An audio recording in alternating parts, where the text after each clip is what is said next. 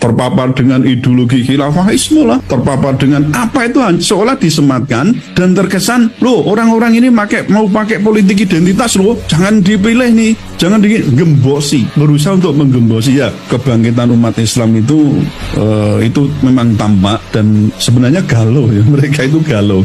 Kalau misalnya umat Islam bersatu, kemudian memporak-porandakan sistem oligarki itu, transformasi pemerintahan dari demokrasi ke sistem pemerintahan Islam. Atas jurnal itu kemudian saya dinobatkan sebagai dosen profesor yang paling radikal di Undip.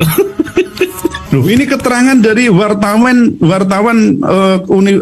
koran kampus Manunggal. Padahal ilmiah itu bro. Ilmiah. Oh, masa profesor nulis ya sak senenge dhewe kan enggak mungkin. Dasarnya ada, referensinya ada, pola pikirnya ada semua. Loh, itu fakta loh itu. Itu. Jadi saya juga baru tahu itu kalau diberitahu oleh wartawan koran Manunggal kampus itu. Prof tahu nggak kalau Prof itu menduduki ya dosen yang paling radikal di Undip. Karena apa? Karena Prof menulis artikel ini. Loh, itu jelas begitu.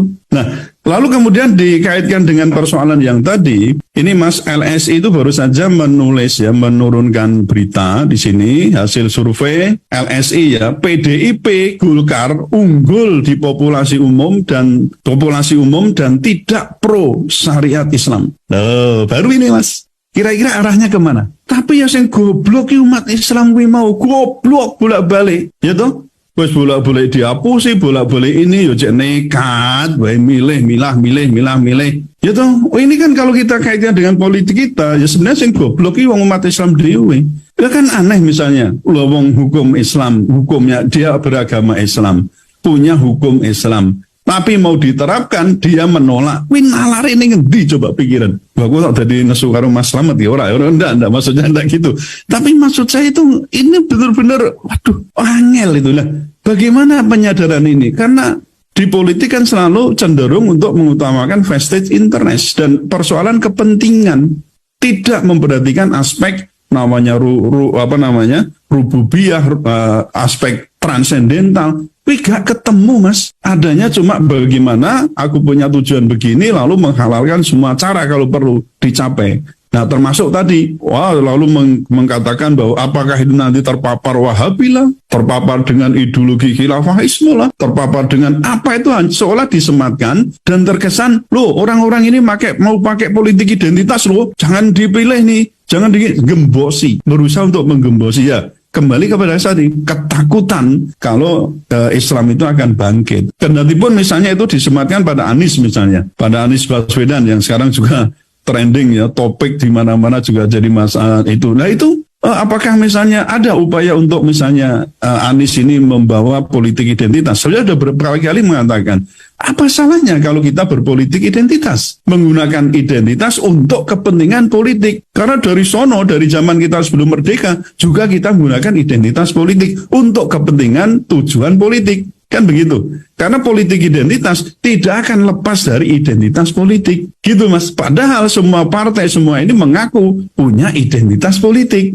Ada enggak potensi semuanya akan menggunakan identitas politik untuk kepentingan politiknya? Nah ini tentu pasti, saya katakan pasti ada. Apakah dengan nanti membonceng apalah ya, budaya apa, agama apa, sistem yang mana, itu semua bisa membonceng dengan identitas politik. Nah itu jadi menurut saya memang kekhawatiran yang mereka ya terhadap kebangkitan umat Islam itu memang tampak dan sebenarnya galau ya, mereka itu galau. Kalau misalnya umat Islam bersatu, kemudian memporak-porandakan sistem oligarki itu, dan kita sudah membuktikan nih bahwa 86% menurut Pak Mahfud MD itu, dan juga ICW ya kalau nggak salah, itu pilkada itu didanai oleh oligarki, oleh cukong, bahkan dikatakan ya black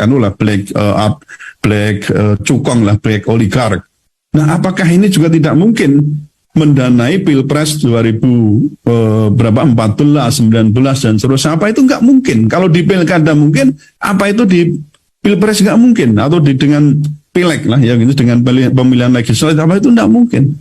Jadi dengan fakta yang demikian, mestinya umat Islam itu kemudian paham bagaimana nih cara bukan dengan makar ya, maksudnya bagaimana cara beralih dari politik yang serba di backing. Kalau oligarki itu sebenarnya kalau white oligark jadi tidak masalah mas. Tapi kalau udah black oligark itu yang jadi masalah. Karena emang negara ini memang butuh oligark itu. Cuma mestinya negara itu sendiri bagaimana menguasai itu ya yang sering kita katakan sumber daya alam dan seterusnya untuk dimanfaatkan untuk sebesar-besar kemakmuran rakyat. Bukan oligark yang berkuasa, tapi pemerintah harus mampu mengendalikan oligark itu. Nah baru nanti politik bisa ditata. Kalau sekarang kan oligark masuk politik ngacak-ngacak semua di bidang ketatanegaraan, ambiar jadinya.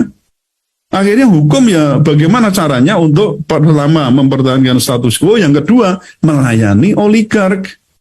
Nah jadi ini ya krusial lah mas. Tapi saya kembali ke persoalan, saya tidak setuju kalau khilafah itu dikriminalisasi dan apalagi melakukan tindakan persekusi terhadap para pendakwahnya. Itu pasti saya katakan itu adalah tindakan yang bertentangan dengan Pancasila dan juga Islam itu sendiri.